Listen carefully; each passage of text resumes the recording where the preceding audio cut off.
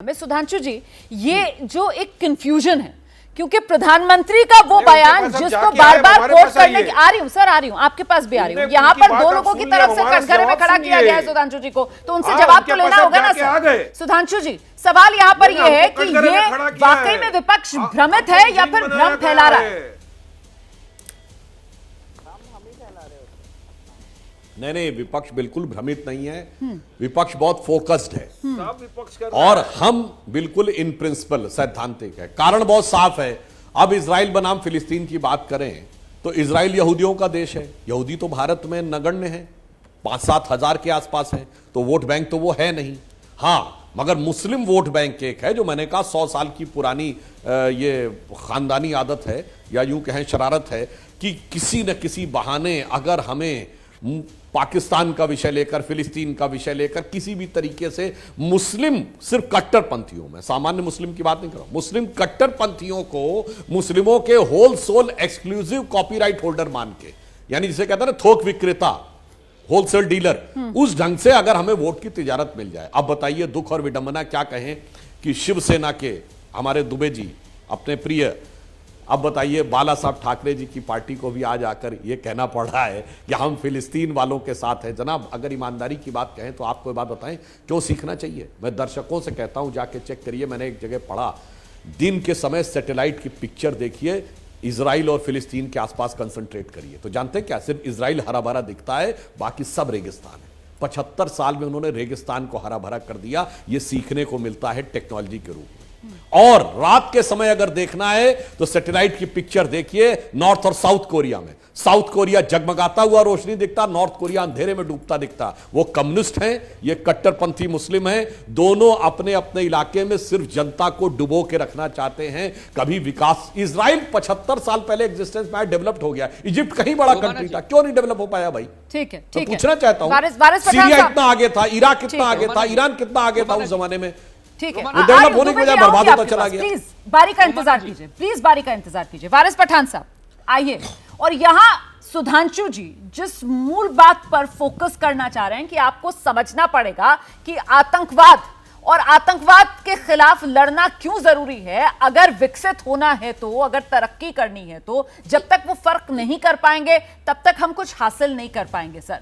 तो क्या वो फर्क जो होलसेल डीलर की वो बात कर रहे हैं मुस्लिम वोट बैंक की, वही नहीं करने दे रहा है आप लोगों को?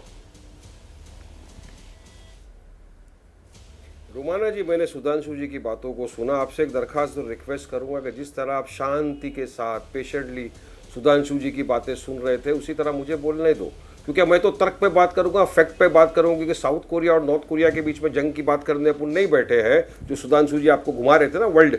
मैं आपको फैक्ट के ऊपर लेके आना चाह रहा हूँ। सुधांशु भाई, जरा मेरी बात का जवाब दो। As per the Geneva convention के जो रूल्स है वॉर के, उसके अंदर क्या इलेक्ट्रिसिटी काट देना, फूड बंद कर देना, दवाई बंद कर देना, पानी का बंद कर देना, क्या ये सब अलाउड है? ये उसका उल्लंघन कर रहा है इसराइल, हाँ या ना? इसराइल कर रहा है। वहां पर जो मेडिसिन एड जाना चाहता है उसको रोक रहा है इसराइल, ये भी कन्वेंशन का उल्लंघन है, हाँ या ना?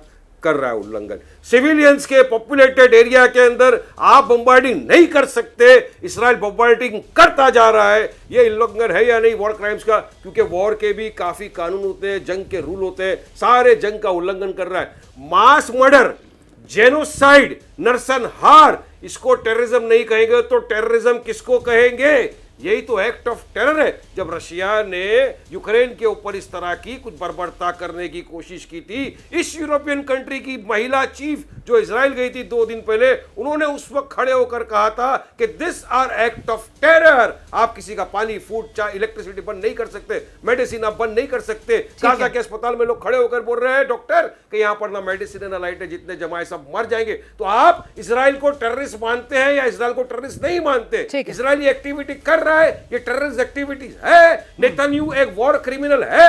नेतन्याहू का केस इंटरनेशनल लॉ के हिसाब से चलना चाहिए, उसको सजा होनी चाहिए, नहीं होनी चाहिए? सवाल का जवाब दिया। मुझे छोटा सा ब्रेक के लिए यहाँ पर रुकना है, इसके बाद सुधांशु जी आप जवाब दे दीजिएगा। और सवाल यहाँ पर यह भी एक सामने आता है, जो पॉइंट्स वारिस पठान रख रहे थे कि साहब वो ह्यूमैनिटेरियन क्राइसिस वाली सिचुएशन जो गाजा पट्टी में बनी हुई है, मतलब जिससे एक आम फिलिस्तीनी को जूझना पड़ रहा है, और मुझे लगता है कि हमास के आतंकवादी और आम फिलिस्तीनी, इसको अलग अलग करके देखना होगा। तो क्या क्या उस दिशा में भारत सरकार की तरफ से किसी तरीके की कोई पहल विपक्षी नेता चाह रहे हैं कि प्रधानमंत्री नरेंद्र मोदी की तरफ से की जाए? क्योंकि हम सब जानते हैं कि पीएम की जो शख्सियत है वो दुनिया में विश्व गुरु वाली है। जैसे ही घड़ी का काटा दोपहर 2:30 पे आए, बबीता जी का दिल सास बहू साजिश के लिए मचल जाए।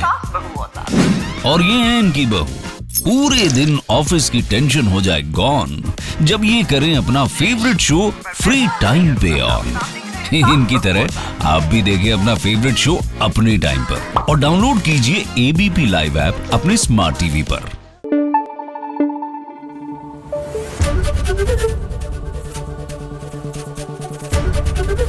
एबीपी न्यूज आपको रखे आगे।